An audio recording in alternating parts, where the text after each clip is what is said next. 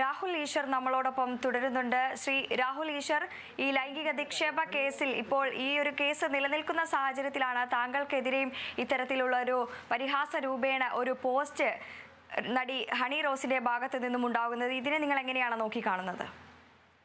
കാര്യവും ഹണി റോസിന്റെ വസ്ത്രധാരണത്തിൽ എല്ലാ മലയാളികൾക്കും ഫറാ ഷിബില സൂചിപ്പിക്കുന്നത് പോലെ, ഫറാ ഷിബില എന്നുള്ളത് ഒരു വനിതയാണ്, നടിയാണ്, മോഡലാണ്, കലാരംഗത്തു നിന്ന് വരുന്ന വ്യക്തി തന്നെയാണ്. ആ ഫറാ ഷിബില സൂചിപ്പിക്കുന്നത് പോലെ കേരളത്തിലെ എല്ലാ ആൾക്കാർക്കും ഹണി റോസിന്റെ വസ്ത്രധാരണം കുറച്ച് ഓവറല്ലേ എന്ന് ഒരിക്കലെങ്കിലും തോന്നാത്ത ഒരാൾ പോലും കാണില്ല. അപ്പം ഹണിയും ഇത്തരം കാര്യങ്ങളിൽ കുറച്ച് മിതത്വവും പക്വതയും കാണിക്കണം, അല്ലെങ്കിൽ മിതത്വം കാണിക്കണമെന്ന് പറയുന്നത് ഹണിയെ വിരോധമുള്ളത് കൊണ്ടല്ല, ഹണിയോട് എതിർപ്പുള്ളത് കൊണ്ടല്ല, ഹണി എന്ന കലാകാരിയോട് ആദരവ് തന്നെയാണ്.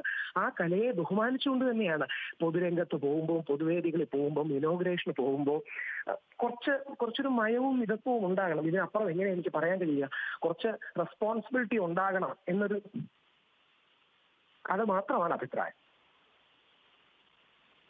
ശ്രീ രാഹുൽ ഈശ്വർ, താങ്കളുടെ ഭാഷയുടെ മുകളിലുള്ള നിയന്ത്രണം കേമമാണ് എന്ന് തുടങ്ങിയിട്ടാണ്, താങ്കളുടെ ഭാഷയാണ് ഇത്തരത്തിൽ ഭാഷയിലൂടെ ഇതിനെ നിർവീര്യമാക്കുന്നു ഇത്തരത്തിലുള്ള പരാമർശങ്ങൾ എന്നാണ് പറയുന്നത്.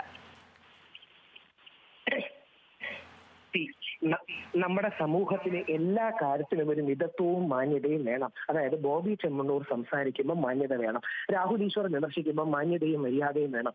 സമാനമായൊരു മാന്യതയും മര്യാദയും ഹണി റോസിന്റെ വസ്ത്രങ്ങൾക്ക് വേണമെന്ന് പറഞ്ഞാൽ അത് ഹണിയോട് എതിർപ്പുള്ളതുകൊണ്ടല്ലോ. ഹണിയുടെ കലാകാരി അംഗീകരിക്കുന്ന ഒരു നല്ല അഭിനേത്രിയാണ്, വളരെ സുന്ദരിയാണ്, ഇന്ത്യ മുഴുവൻ അറിയപ്പെടേണ്ട, സൗത്ത് ഇന്ത്യ മുഴുവൻ അറിയപ്പെടുന്ന താരവുമാണ്.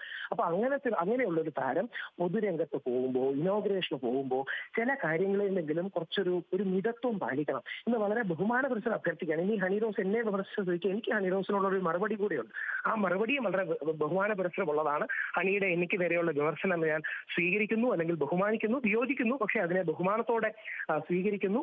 അമ്പലത്തിലും പള്ളിയിലും അടക്കം ഡ്രസ് കോഡുകളുണ്ട്, പരിശുദ്ധ വത്തിക്കാനിലടക്കം ഡ്രസ് കോഡുകളുണ്ടെന്ന് ഹണി ഒരു പക്ഷേ ശ്രദ്ധിച്ച് കാണണം. അതുകൊണ്ട് അമ്പലത്തിലും പള്ളിയിലും ഡ്രസ് കോഡുണ്ട്. കഴിഞ്ഞ ആഴ്ച കേരളം ഡിബേറ്റ് ചെയ്തതാണ്. ഹണി എന്നെ വിമർശിക്കുന്നതിൽ യാതൊരു വിരോധവും ഇല്ല. പക്ഷേ ഈ അവസരത്തിൽ ഹണിയോട് പറയാനുള്ളത്, ബോച്ചയ്ക്ക് വിശാല മനസ്സുകൊണ്ട് മാപ്പ് കൊടുക്കാനോ അല്ലെങ്കിൽ ക്ഷമ കൊടുക്കാനോ ഉള്ള മനസ്സുകൂടി കാണിക്കണം.